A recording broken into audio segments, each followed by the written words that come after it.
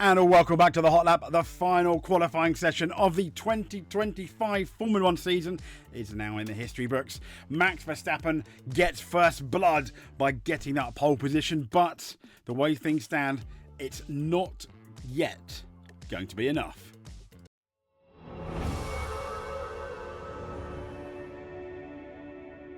So a sensational lap for Max Verstappen, but let's not forget the amazing Red Bull engineers, because that car wasn't the best yesterday, was it? Max Verstappen struggling, and it definitely looked like he was a couple of tenths off. They fixed it, he's now a couple of tenths ahead, at least in qualifying form. So well done, Max Verstappen, but it's going to be these three. Is your top three, Max, Lando and Oscar Piastri, going into that first corner? Lando doesn't need to win. Realistically, the other two do. But are we going to have shenanigans at the first corner? That is going to be the biggest question mark. So this was Q1, where knocked out again, Lewis Hamilton, 16th. I mean, what? It's just mind-blowing. What is going on? Alex Albon, 17th. Again, that was, to be fair, quite the surprise. Nico Hülkenberg, 18th. What was not a surprise with the two Alpines, Pierre Gasly and Colapinto. 8 tenths and 1.28, 2 tenths off. Once again, Colapinto, I know they've signed him for next year, but no, I'm just not that excited about him. Sadly, I want him to do good. I like the guy. I love the way he stuck up for Bortoleto in Brazil as well. But yeah, I just don't get why Alpine signed him, and I want him to prove me wrong, but he's not. He keeps proving me right session after session, most of the time throughout this year. I would have just stuck Jack Doohan in there and, done it. But anyway, it was Oscar Piastri that was fastest. Lando Norris had a bit of a struggle, didn't he? He finished 6th in that session. Now, when we look at the Q2 session, knocked out, surprise, surprise, Ollie Behrman. Surprise, surprise, not really. Lance Stroll, 15th. Kimi Antonelli, he was, I think, for me, he was Hamilton, in that first session. The big surprise was that Kimi Antonelli. Those Mercedes looked really good. And bearing in mind, George Russell was fastest. He was, the fastest in Q2. Yet Kimi Antonelli, 3.5 tenths down. We've almost become accustomed to seeing that, haven't we? So the other people knocked out. The other Williams, Carlos Sainz, disappointing. Liam Lawson. And obviously Lance Stroll on 15th. But this is your qualifying top 10. It was Max Verstappen getting pole position by 2 tenths of a second. 2 tenths further down was Oscar Piastri. 4 tenths further down was George Russell. Then 5th was Charles Leclerc. I think, considering how horrible that Ferrari looked to drive, that is an amazing achievement. And also an amazing achievement for Lando Norris, who seemed to be struggling up until that final Q3 session. He wasn't, I don't know whether the pressure was getting to him, but he didn't look that comfortable. But he did, nevertheless, he did it. Then we've got Fernando Alonso, brilliant again in 6th. Gabriel Bortoleto in 7th. Esteban Ocon 8th. Isaac Hadjar 9th. The top 10 covered by 0.865 over a second, which is not bad at all. So let's go looking at the grid then. So in pole is Verstappen, 2nd Norris, 3rd Piastri, 4th George Russell, 5th Charles Leclerc, 6th Fernando Alonso, 7th Bortoleto, 8th, 9th one for Esteban Ocon out qualifying Behrman, in 8th, 9th Isaac Hadjar, 10th Yuki Tsunoda. Is he going to be able to help Verstappen from there, I wonder? 11th Behrman, probably not. 12th Carlos Sainz, 13th Liam Lawson, 14th Kimi Antonelli, that was a surprise. 15th, no surprise, Lance Stroll. 16th, a bit of a surprise, but we're becoming accustomed to it, sadly, Lewis Hamilton. 17th Alex Albon, 18th Hülkenberg, 19th Gasly, and 20th Colapinto. That is your grid, unless it changes, for the 2025 Formula 1 Abu Dhabi Grand Prix. Now, let's talk about Lewis Hamilton, because Nico Rosberg came out, and he's saying in his whole career, we have never really seen that. And now, with Ferrari, it's mistakes here and there. And he's referring to the mistake that Lewis Hamilton made in FP3. Long darting it, yeeting it into the wall, making it quite difficult for his mechanics, and maybe putting pressure on him going into qualifying.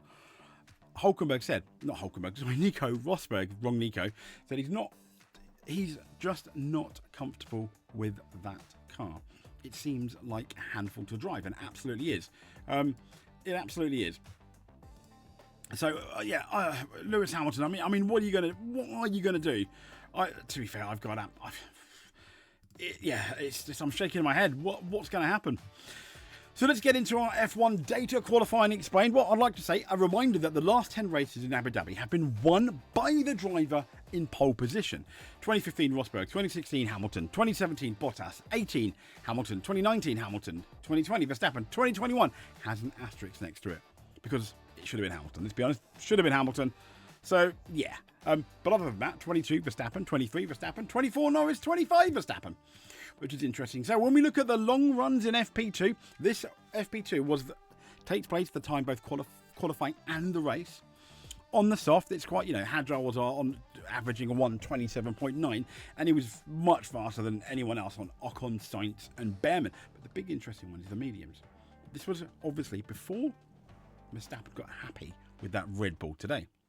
This was yesterday when Norris averaged 0.4 faster than Max Verstappen. Piastri about just shy of half a second down from Lando Norris, and I think that's quite. And is that telling? Is that about tyres? Now I know Verstappen. The one caveat we've got to be careful of in FP2, Verstappen did have a problem with his car. So, I mean, exclamation mark there. We need to be careful about that and judging too much into it. But it did seem that Lando Norris, at least on race pace, had the edge, at least yesterday. So keep that in mind. But as we know, it's P1 for Max Verstappen, P2 for Lando Norris, P3 for Piastri. Now, Norris in P2, all he does need to do is finish third to win that championship. These title implications. Verstappen, he needs to win and Norris to be fourth or lower.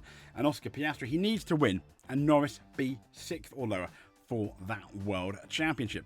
So just to remind you, the title implications going into the race. Lando Norris, all he needs to do is finish P2. No, he doesn't. Sorry. No. The title implications going into the Abu Dhabi Grand Prix. Lando Norris qualifying P2. Sorry, all he needs to do is finish third. Then he is the champion. Max Verstappen, he starts P1. He needs to do, well, not just finish first, because that's going to give him his best chance, but he needs Norris to be P4 or lower and to win the title. Now, Oscar Piastri, it is a bit like ice skating uphill. He starts P3. He needs to win with Lando Norris P6 or lower. There are your title implications. And going to the title, everyone's talking about Max Verstappen. And we need to remember this is only the second time Max Verstappen has fought for the title at the last race. It's gone to the end. And he's got pole position. The last time he had pole position and it went to the end was 2021. He was on the soft tyres. Incidentally, as you can see here, this is the first lap of the title decider, and Lewis Hamilton on the inside, I think pole still on the inside, ended up on the medium tyres, the slower tyres, the less sticker tyres, getting a better start than him. If you look here, there we go. Away we go. And Lewis Hamilton is there, and thank you very much. So let's not forget that Max Verstappen, yes, there's a lot of pressure. However, this is 2021. Max is now a much more different, more mature driver, unless you're talking about the Spanish Grand Prix. But yeah. So moving on from Abu Dhabi, in 2021, we're looking now at Abu Dhabi 2025.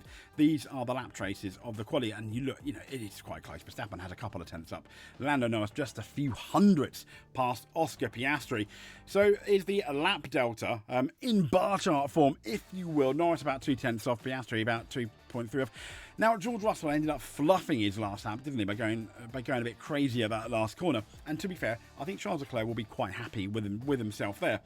When we look at track dominance, again, it really is shared by Verstappen and Norris. It would seem that Verstappen is quite fancy in the fast bits, in the straights. He is very, very good. What's interesting though, when we look at the end of this straight, obviously all it is Piastri there and McLaren there, and then straight. The Red Bull, very good in a straight line. However, when you look at turn 6 and 8, so this is the chicane here, it would seem in some of the turns that the McLaren does have better traction coming out the corners, because then it's only Max Verstappen here that ends up being dominant, and that's all about straight line speed until you get to the braking point. There was also some suggestion from the Sky team that Lando Norris had a higher downforce rear wing, which apparently, according to Andrea Stella, was not the case.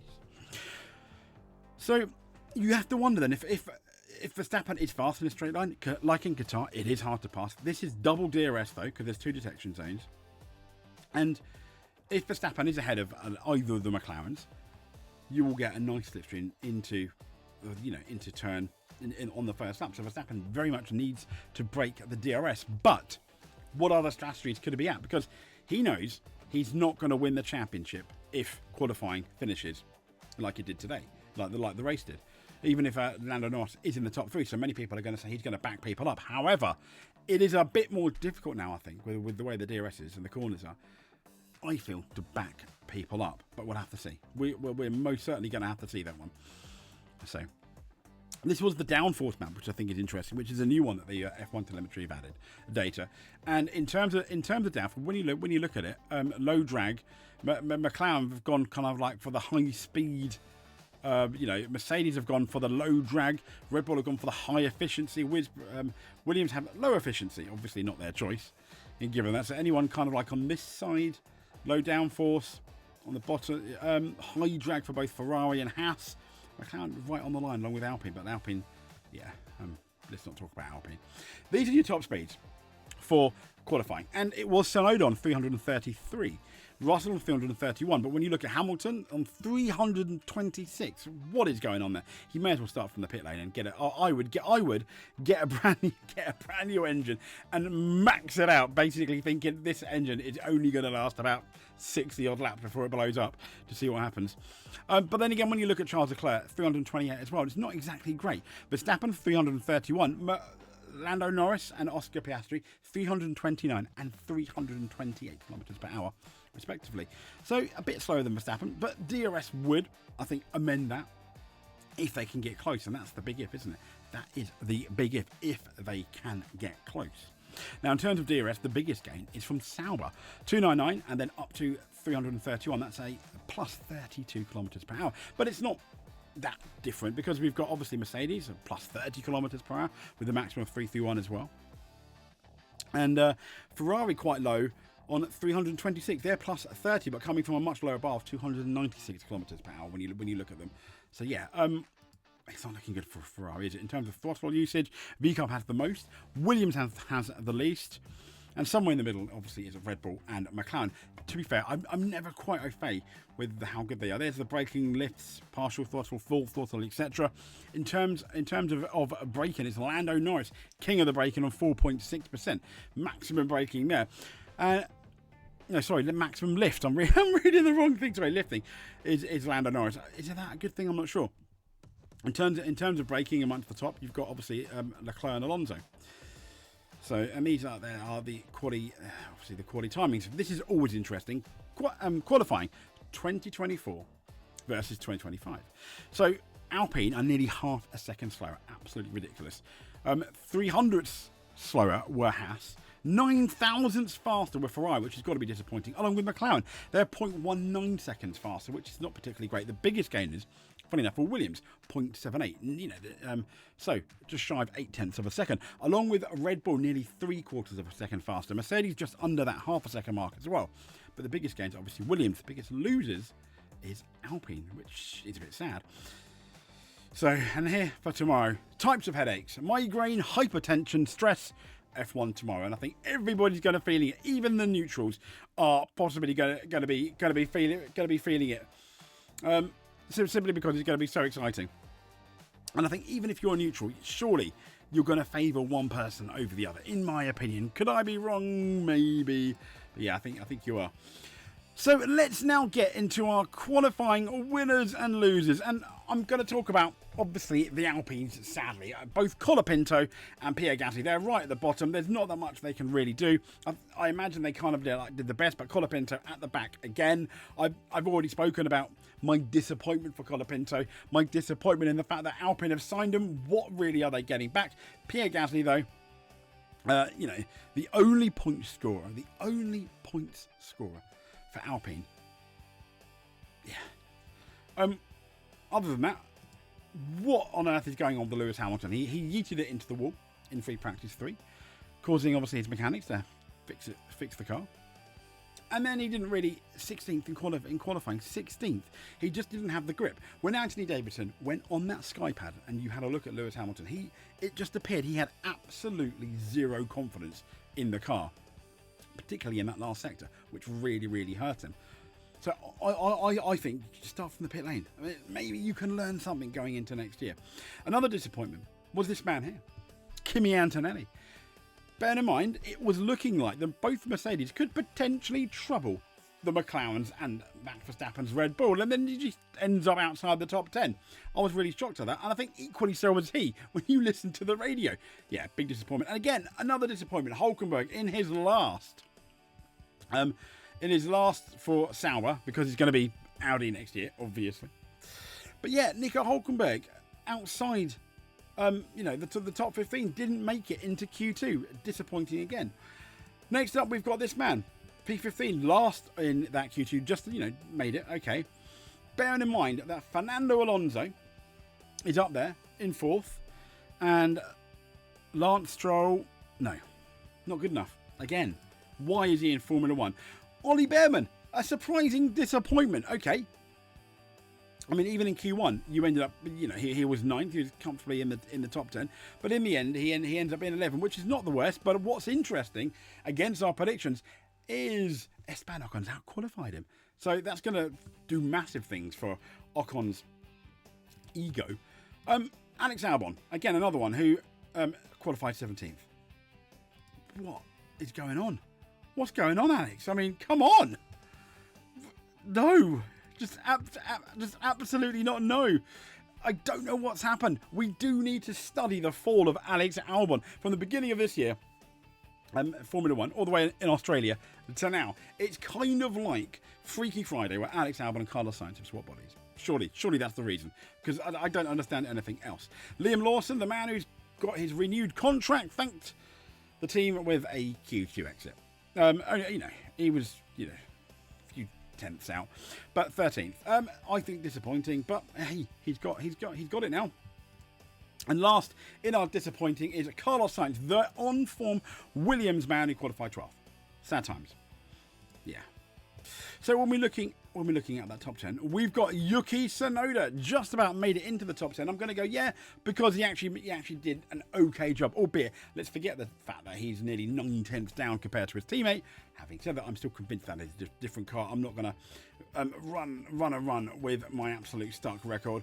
Another positive, Fernando Alonso, really good. I mean, showing what he's still made of at 44 years, young, 7/10 shy in 6th. I don't think he's going to upset the apple cart with the bigger people. He might, though, get Charles Leclerc. That'd be really interesting. Isaac Hadjar just hangs on there for 9th. Not bad again. Points, though, for Racing Bulls may well be crucial. Next up, we got George Russell. The reason, I know, he's 4th. The reason I'm putting him down a bit, though, still did a good job, is that absolute mess of that last lap and that last corner. Oh, George. Esteban Ocon finally beating Ollie Behrman.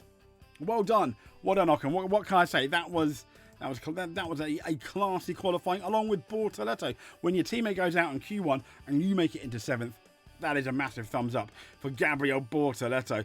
And also massive for Charles Leclerc, who again qualified 5th in what was a really, really horrible Ferrari, in my opinion. Now our top 3, obviously, Oscar Piastri is 3rd. He's going to have to get a really good start, isn't he? He's going to have to absolutely go gangbusters at the start. And I think he's got nothing to lose. Lando Norris, seemingly the championship leader, you feel has everything to lose. He starts 2nd. Now, I think in qualifying he was under the most pressure because he put himself under the most pressure by not really nailing a decent lap even in Q1 and Q2. And it wasn't until Q3 where he did. And I think he got the most out of the car. I don't think you could have got any more out of the car. And I think Max Verstappen got the most out of his car. And a really good pole position. And I think he definitely needs to give fist bumps to all of his engineers as well, because that car was not looking particularly great. Not really bad, but not great in terms of a championship winner. And he's now, I think, drawn first blood in the championship. But as we said, he needs to win. But he needs to do more than win, like Oscar Piastri. Something needs to happen to Lando. He really does. So it's going to be really interesting. I mean, they're going to be looking at all these different strategies, etc. What's going to happen? I've absolutely no idea. But I can't wait. But if it stays as it is, I mean, you know, Lando's in the pound seats at the moment, but you've got the start. Anything can happen at the start, and it usually does. Especially weird things happen in title deciders, don't they? We absolutely know that. We're just going to have to wait. We are absolutely just going to have to wait. So, and there we go. I'm going to leave you with the 3 championship contenders. My guess is as good as yours. We will no doubt speak to you soon. Thank you very much. And above all else, stay safe. And subscribe. That would be good if you're not. That'll make us smile.